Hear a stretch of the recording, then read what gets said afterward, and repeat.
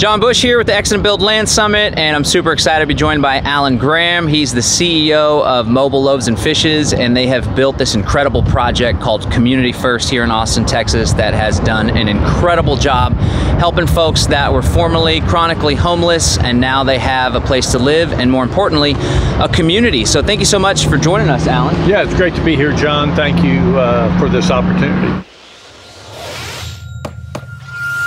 Alan's going to be speaking at the Exit and Build Land Summit. It's all about intentional communities getting out of the city, and he has helped to foster one heck of an intentional community with one heck of a mission. So before you take us on a tour, can you just introduce what you guys are doing out here?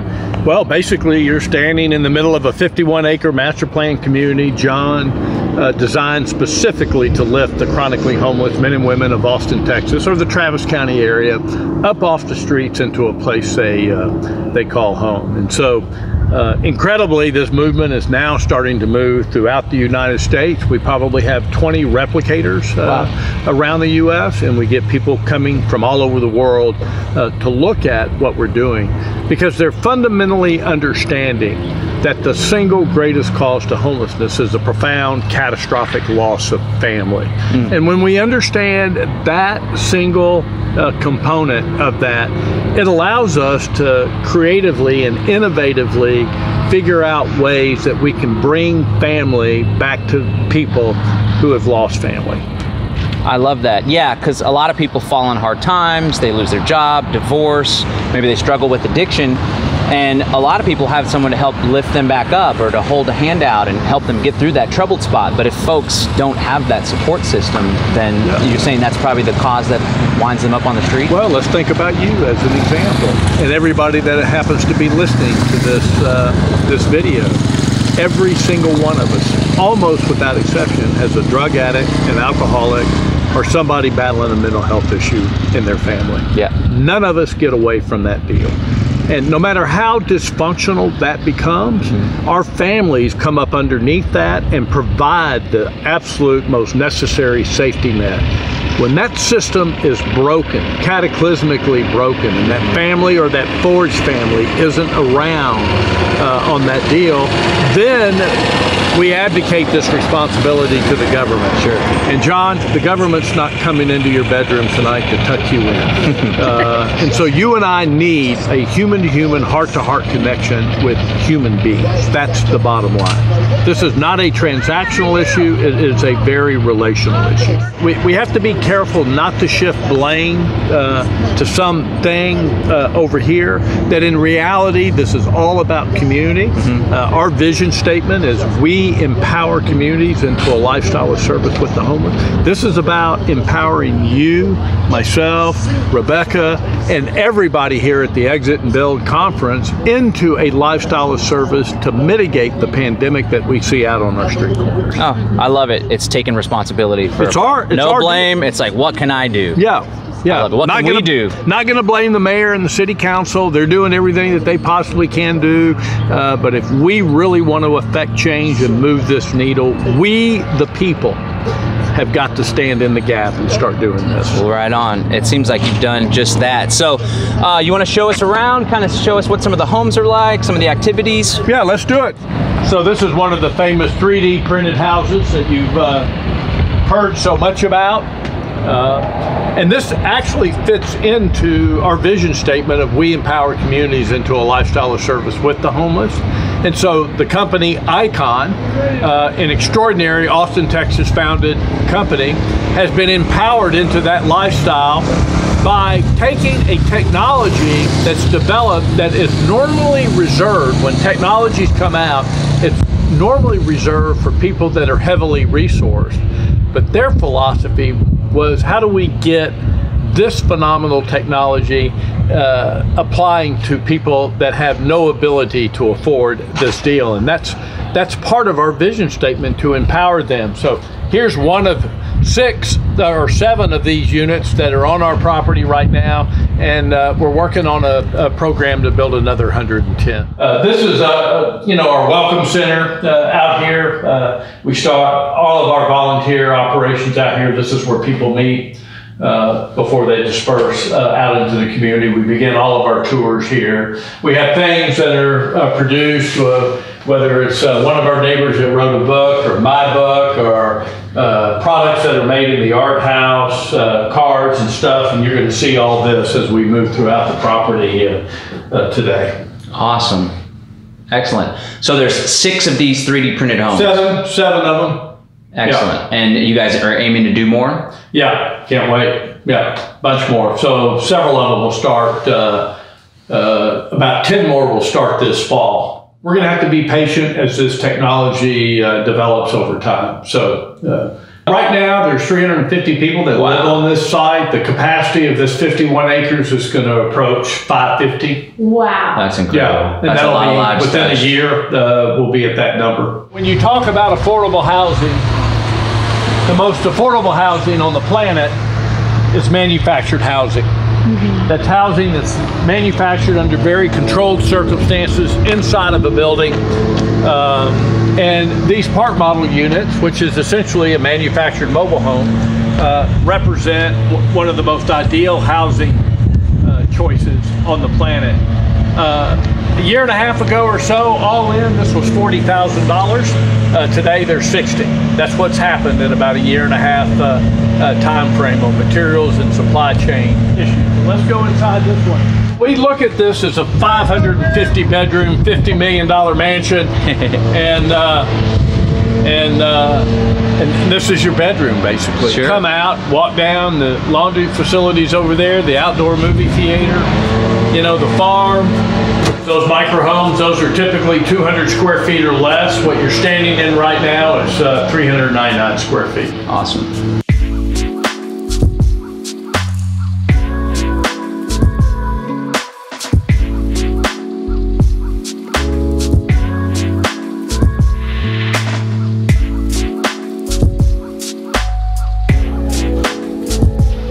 Very spacious. And this one's 399 square feet. Uh-huh. How come you don't allow roommates? Roommates just don't work out well, man. When you think about this roommate right here, the one that represents that ring, and you think about what it takes to manage that relationship all by itself, somebody that you love, somebody that you're sleeping with, somebody that you're trying to build a life with, versus some random person. So you get the person that's got the dishes loaded up, and then you get the OCD person that can't stand that, and they're going to kill each other. You want to avoid conflict. You want to avoid conflict. Can you talk about the role that faith plays in the work that you do here? Well, faith is critical to us. I mean, this organization was founded, built on my faith, my Christian faith. We have a saying here that preach the gospel often and only when necessary use words. So we're here to live it, not to proselytize it. We welcome everybody, no matter what their walk of life is and where they come from here, with zero judgment. But in terms of how we operate, we are operating built on the gospel of Jesus Christ. It's pretty simple. Yeah.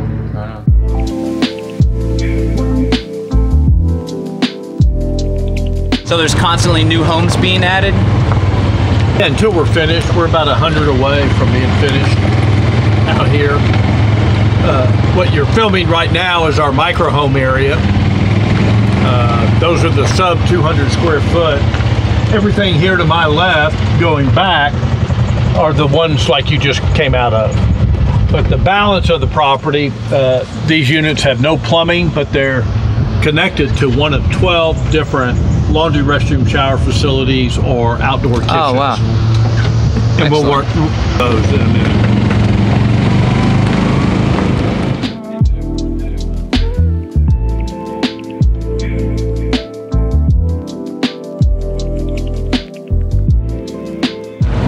So do y'all have any policies, community guidelines, substance use, anything like that? Well, we have 3 fundamental rules at Mobile Loaves and Fishes. Okay. Rule number 1, above all other rules, is you must pay rent. We do not, there's no free ride. No free ride.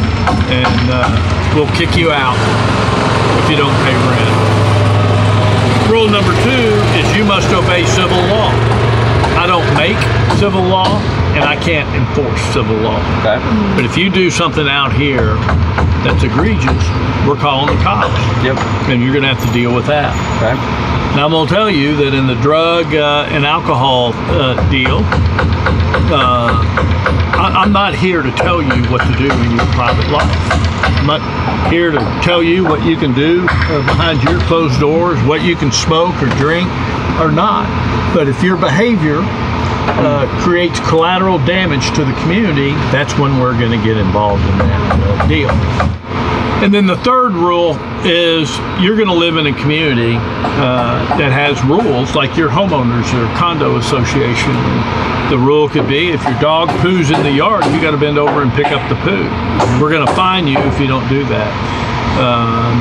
And so we've created a culture around here that leads to the unbelievable cleanliness, not imperfection, that you see around the property.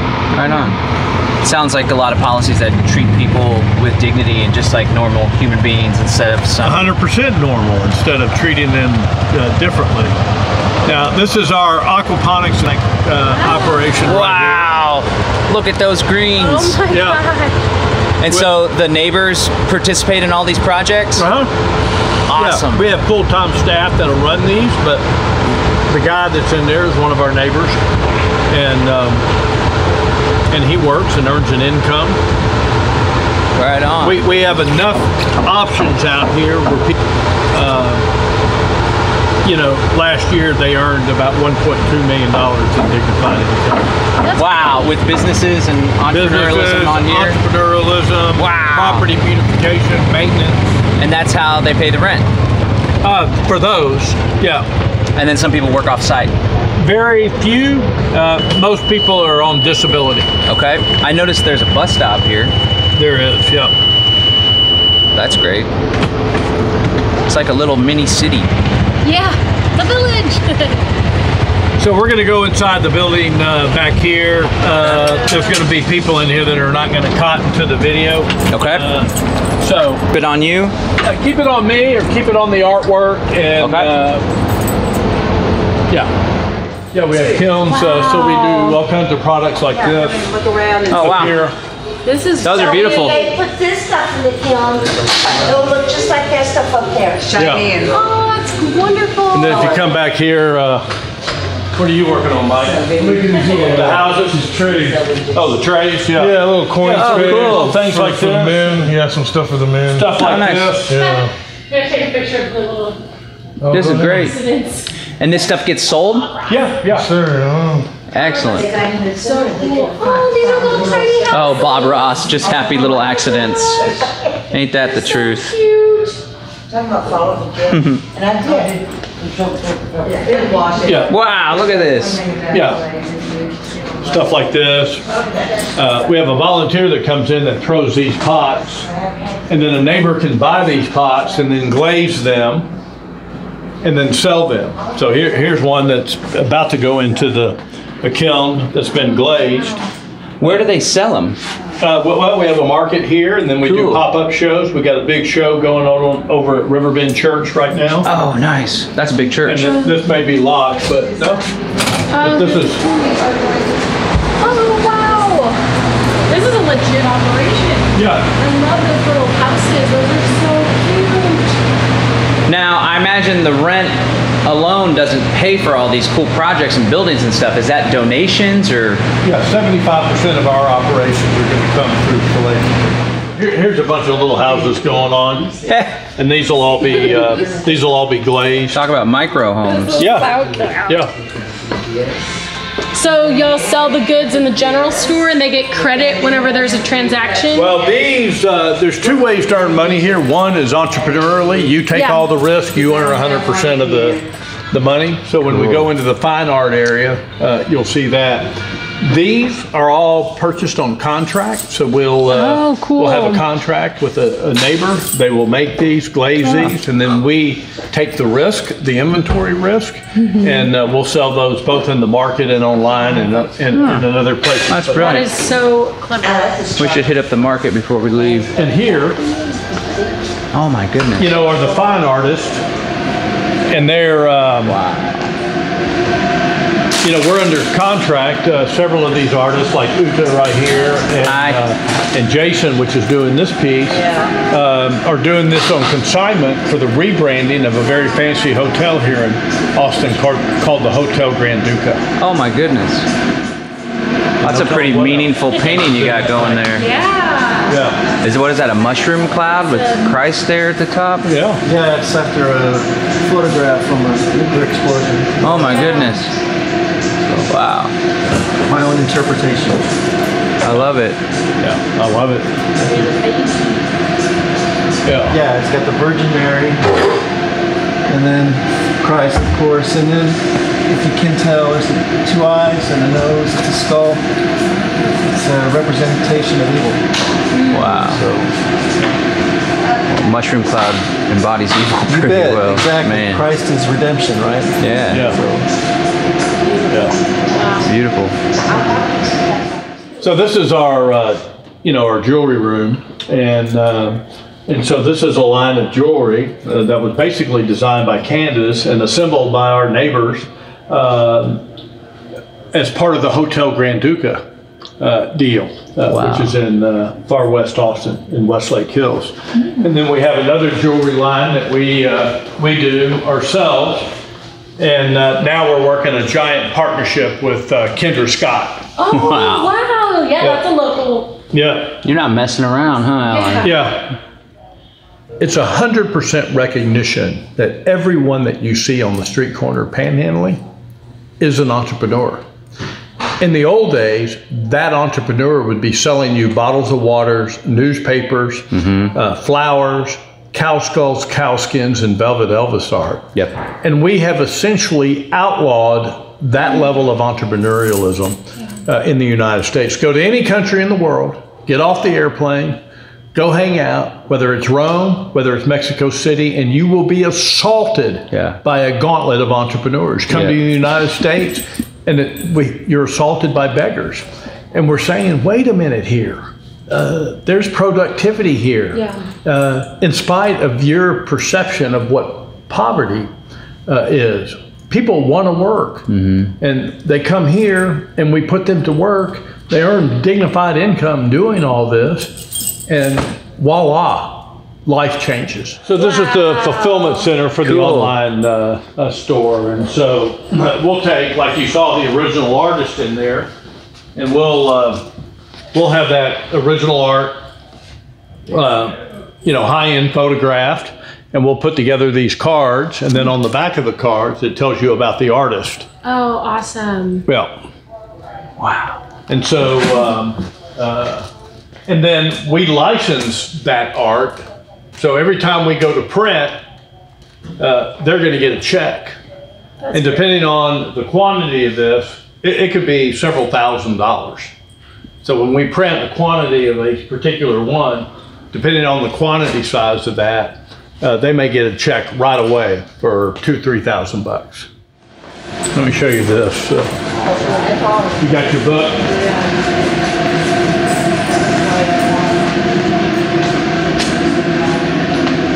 She made this chess set 3 years ago, and we documented it in this book. Oh my God. That chess set sold for $10,000. Wow. Yes. That's awesome.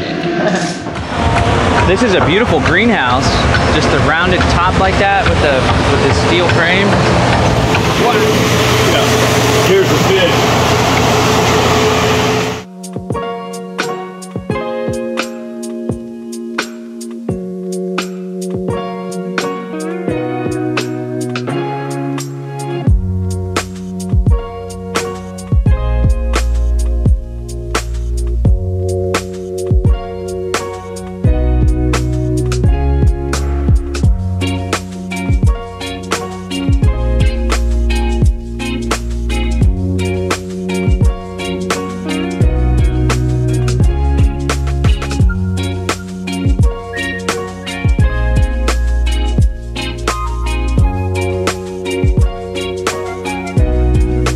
On, you know. Howdy. Hey, how's it going? Oh, good. Love this weather. Yeah, it's perfect. That's good building weather. That's American Youth Works. Those guys have been building. They've built about 40, 50 homes for us since we've started. Wow. You know, training young people in the construction industry. Oh, is that a nonprofit also? Yeah. There's a lot of collaborative stuff going on out here. Tremendous collaborative stuff. So what's the process to become a resident? Is there an application Yeah, process? big application. Quite a few hoops to jump through. It'll take a few months to get people in. But you have to be homeless. That's an unaccompanied male or female with a disabling condition, having lived on the streets for at least a year. Okay. But our average time on the streets here is over 9 years. Oh, wow. Yeah, some people up to 40 Wow. years. So here's one of the pairs of the 12 of the outdoor kitchen. And how many residences do these It's service? 25 to 30, you know, roughly. It's a nice kitchen. They look like this all the time. So a lot of home cooked meals? Lot. We claim to have more potlucks per capita than any place in the world. Wow. So people getting together. We believe that the #1 conduit to connect you and I, human to human, heart to heart, is food. Oh, yeah. It's nothing Bread else. and bread. It's not even sex. We prefer to come together over food. And, you know, and when you think about your first dates, your time with friends, you know, it's always around the banquet table. And so our goal here, and we've got kitchens, we've got food trucks, we have a commercial kitchen, we have barbecue grills all throughout the property, is to inspire people to come together over food.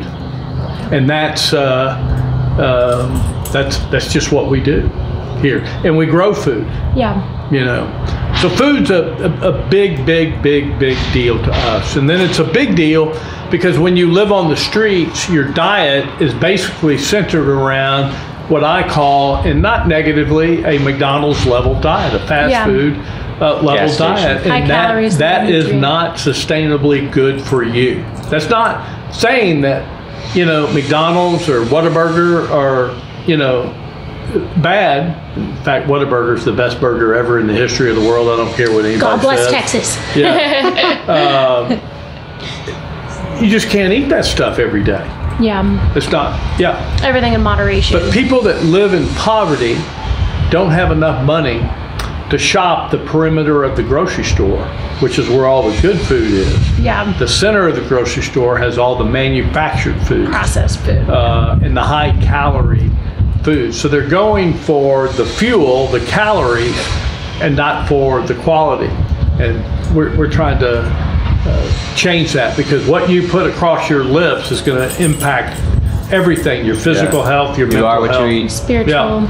Yeah. And then we have our laundry, restroom, shower facilities. Our laundry facilities, these are all first class. These are all Wi-Fi, Bluetooth enabled machines. You pay with your app. I can sit in my house and figure out which unit has available washers and dryers before I make my run over here. Wow. See, if you live in a single family house now, you live in these hermetically sealed single family sarcophaguses where, you know, you got the internet, air conditioning, barbecue pits, swimming pools, and you're not coming out. When I was growing up, you didn't have all that stuff. You didn't have air conditioning. I didn't get air conditioning until I was 12 or 13 years old. And you were out on your bike, you know, all day. Yeah, so the showers are all individual occupancy. Yeah. Come in, put the bolt in, and... So do some of the neighbors have a job of cleaning and the housekeeping so stuff? somebody basically owns this building, and their job is to come in, and our goal is Bucky's Clean. Oh yeah, we love Buc-ee's. Yeah, They we're have not the quite cleanest- to that level, but we're not Buc-ee's far is off. a good business. So I was just thinking the radical contrast between most homeless camps that people see on the side of the road compared to the cleanliness and order of here. What do you think goes into that? What are your thoughts on that? Well, Is it a sense of ownership or? First off, if any of us didn't have running water, running sewer, and trash collection at our house, it would be a disaster. All you got to do is go back to what I believe was the 1968 trash hauler strike in New York City. Yeah. 24 hours post the start of that strike, and see what happened in that city. So no one in this country should really live or be expected to live in a clean environment without running water, running sewer, and trash collection. Sweet. And then here's our micro homes. Oh, there's a nice little chill space. So how many square feet is this one? This is probably 195 square feet. It's large enough to have a little living room area. Little living room. Mini fridge. Mini fridge. Everybody nice. will get a mini fridge, a microwave, a crock pot, and a coffee maker, and a week's worth of food the day they move in. Fully decorated to their personality. Nobody in our ministry has ever slept on a bed that another human has slept on. Oh, wow. That's so special. That must be very comforting. Yeah, that's a game changer. The bedding, the pillows, the whole deal. Nobody's got a dumpster dive for anything. Yeah. So about 2 weeks before, when you're notified that you're going to move in 2 weeks, we'll sit down. They'll sit down, our team, and they fill out a questionnaire. What's your favorite colors? Are there themes in your life? And we had a guy move in. His name was Daryl.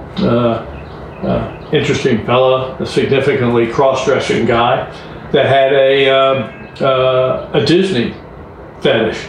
So when he walked into his house, there were Disney characters all over the place. Oh my So God. we'll get on Amazon or do whatever.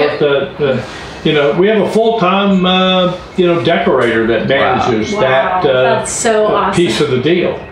Yeah. So is this one waiting for someone to move in, or This is a model, so it won't be shown for a while. Can you talk about the role that dignity plays in success? Well, it's all about the dignity of the human person. It's affording them the dignity of who they are as human beings, and that's fundamental to our core values. The dignity of the human person. So it's up there at the very top of the list. Excellent. What about the success rate? Are there folks that can't cut it while they're here, or it's just... No. Yeah, absolutely. We don't like to talk about success rate. Numbers confuse people. But basically, when we lift somebody up off the streets, we're going to have about a 15% turnover rate a year. Most of those are through death. Mm-hmm. Some of those are through eviction. A few of those we reconnect to family. And so we basically look at our deal as about an 85% success rate.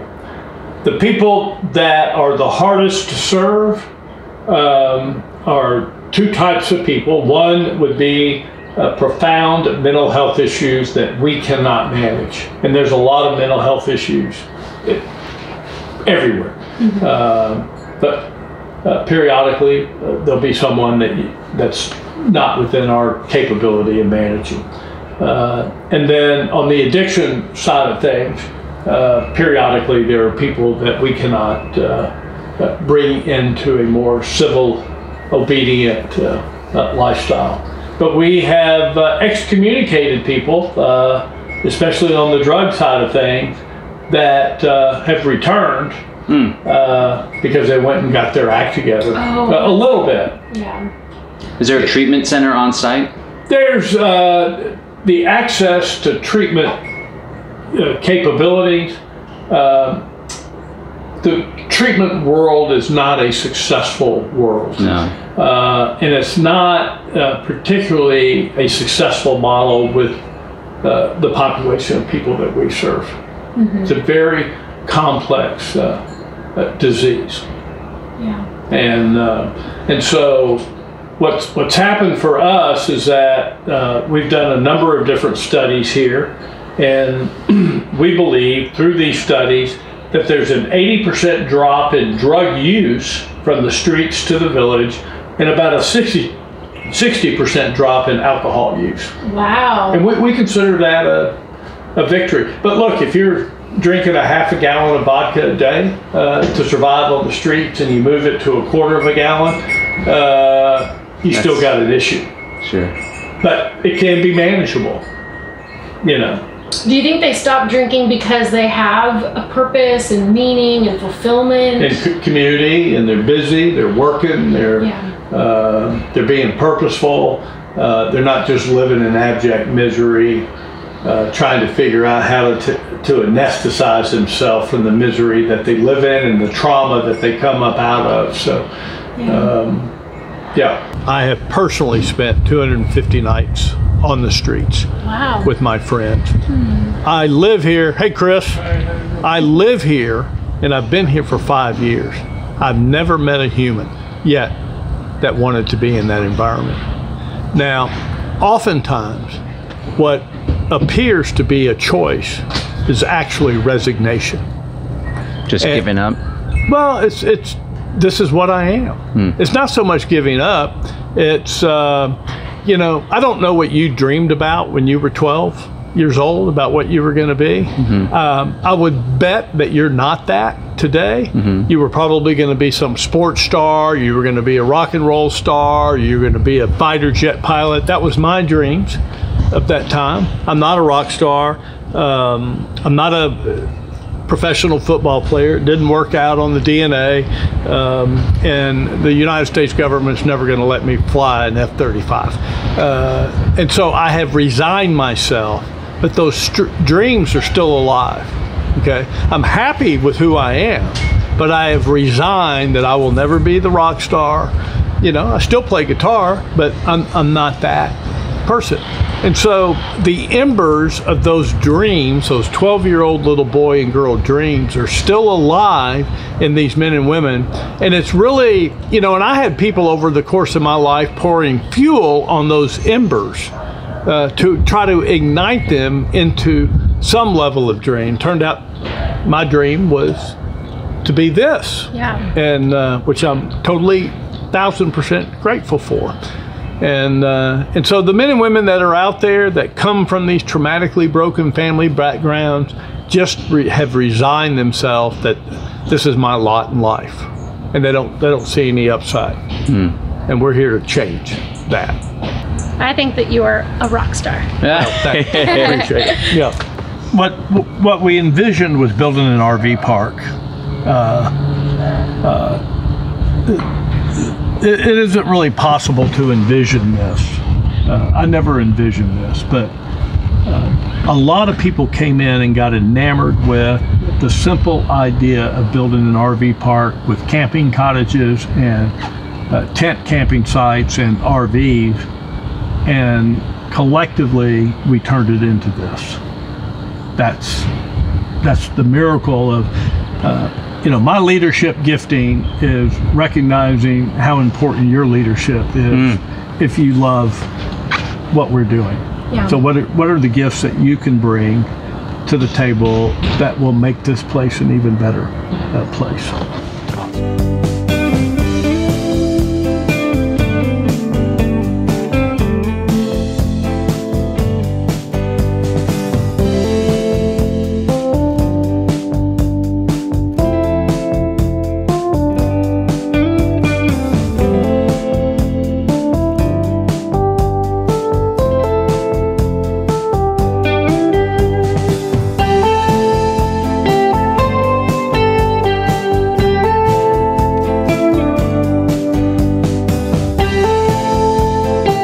What was it like dealing with the city and county when it came to permitting and sorting this out? Because this is something they're not used to. No, well, I mean, we got it done. And,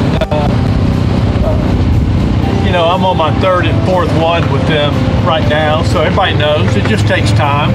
You got to be willing to deal with the time factor.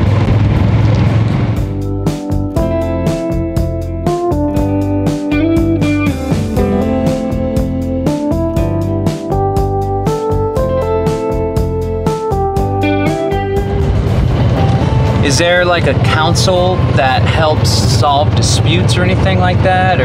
We have a restorative justice movement on site. And hey, Melissa, they actually office in that corner of Brown House right there. So when there's a victim and a perpetrator in some kind of an event, whether it's a fight, arguments, you know, whatever, we attempt to move people into that restorative justice practice. So this is my house. Oh, you live on site, all right. Yeah. And so this is where we host, you know, all the people here. I've got a dinner tonight out here on the deck. Yeah, the patio is amazing. Yeah. Or deck. Yeah. Wow. We've planted about 300 fruit and nut-bearing trees all over the property. This is one of the greatest ones.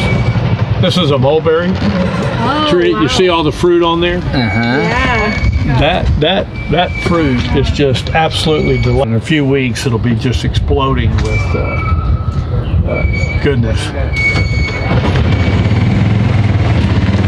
Yeah, so our Genesis Gardens farming operation, this is part of it. Wow. We have several acres around the property. This is called the kitchen garden. What's Gus? That's our goodness bus. So it's a 8-seat deal like this around during the day and moves people around the property. And this is our columbarium. This is where we inter the cremated remains of people that have died here. Oh, wow. We just ordered a 48 vault columbarium. It'll be here in a few months. This one's full, and we have ashes of people sitting around on desks. 10 people have died this year already. Last year, 18 passed away. This is our, there's a space for our mental health workers down in the lower end of that building, and then this is our maintenance and car care business. Car care? Yeah, you can bring your car here and we'll do a state inspection, oil change, detail. That is so cool. We'll come here next time we need something.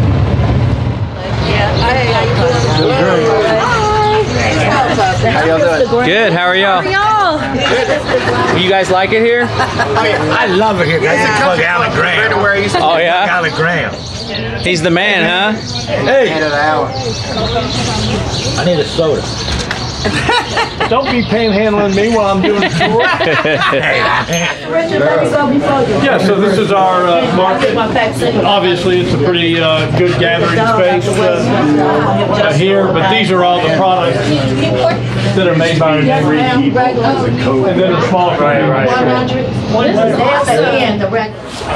then this is our Outdoor Alamo Draft House movie theater. Yes!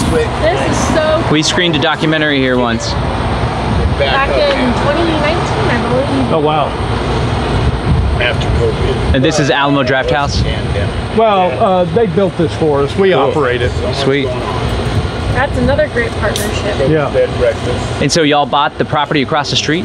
Yeah, we have the 51 acres across the street and then another 76 acres about 15 minutes from here over on Burleson Road. Slide out. Right. Oh, nice. So this must be pretty fulfilling to see all these people's lives touched. And well, none more than mine. Okay. And I can't imagine living anywhere else. I raised my entire family in Westlake Hills for 34 years. This is the place. Right here. It's the most diverse community I've ever been around. It's taught me a lot.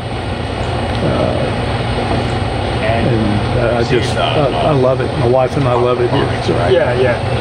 awesome. That's two. Chosen family. I hope to die here. He's going back to It's interesting when people die here. Either post-death, there'll be 100 people outside their home until the body is removed. It's unlike anything you've ever seen in any community anywhere. It's just people come together and pray people off the property. And, Wow. It's just a beautiful thing to watch, and who wouldn't want to die that way? Yeah. Yeah, being You know? held and Man, I love this. Very Versus human. dying alone under a bridge somewhere in agony. Not here. how did y'all handle the pandemic? Nice meeting y'all. Nice to meet y'all. Have Take a care. blessed day. Yeah, we, you know, it was beautiful because we couldn't leave. You know, for a couple of months, you know, a few staff members could work from home. But by June 1, we called everybody back. You're going to have to live here. A couple of people thought we were, you know, and they quit. So, but you're on the front lines here. We Yeah. can't leave here. Yeah. And I don't care what your job is here. Our job is here, not some remote deal. That Yeah. doesn't Must have work. brought y'all closer together. It did, and we were able to cull the herd of people that weren't committed to this thing. It was over a year before we had our first COVID case. Oh, that's good. Yeah, and now with the Omicron deal, it's, you know, staff, everybody, hell, I've had it. It's a cold now. Yeah. You got a cold. Both my wife and I had it over Christmas, and you know, Life goes on. it was a cold. Yeah. It mutated to a point where it's no longer as I don't. threatening. And look, we can't shut down the world over that thing anymore. So, Agreed. huh? Crazy. You know what? They would fire me if I gave you the key. Amber said, "Don't ever give Brian the key." Who's Amber? Yeah, you go complain to Who's Amber. Amber? Brian looks like the life of the party out here. Yeah. I am. I always stay out of. Alan always keeps me out of trouble. That's right. Tries to. So what's next? Continue to develop the property across the street. Yeah, max we'll break this one ground. out. We'll break ground on that at the end of the year. This and the 76 acres. So we launched a $150 million campaign in November, and we're at about 131, 32 million right now. That's great. Is there somewhere that folks that are watching this could go to contribute? Well, they can always go to our website at MLF. That's MikeLimaFrank.org. MLF.org, and there's going to be a big fat donate button. Okay. Right there. We'll go bang on it. Yeah, or more importantly, we want people to come out here and see what it is that you got to see today. Yeah. Because there's nothing, my talk, whatever video we show, whatever promotion you do, cannot possibly do this justice. Yeah. Yeah. There's Thing that you basically saw today is a product of the building industry. And our partnership with that industry and the real estate industry in general has been absolutely critical. The start of this with engineers and architects throwing in their gifts and talents, this would not be here if it wasn't for my friends in that industry. And we've come to this place because of empowering those folks. So if your heart is into wanting to help mitigate this pandemic that we call homelessness, email me and come out to the village. Well, thank you so much for showing us around. Yeah, awesome. It's been a real pleasure. for your time. Yeah, This was so awesome. inspiring. Thank you Yeah, so we'll much. see you in a few weeks. MLF.org. Yeah. Okay, cool. Yeah. Thank you. And Alan will be speaking at the Exit and Build Land Summit May 13th through the 15th in Bastrop, Texas, just right down the road. There's still tickets available for the in-person event at exitandbuildlandsummit.com, exitandbuildlandsummit.com. We hope to see you there in person, or you can watch for free online. Again, you can register and get your tickets at exitandbuildlandsummit.com. All right, thanks so much.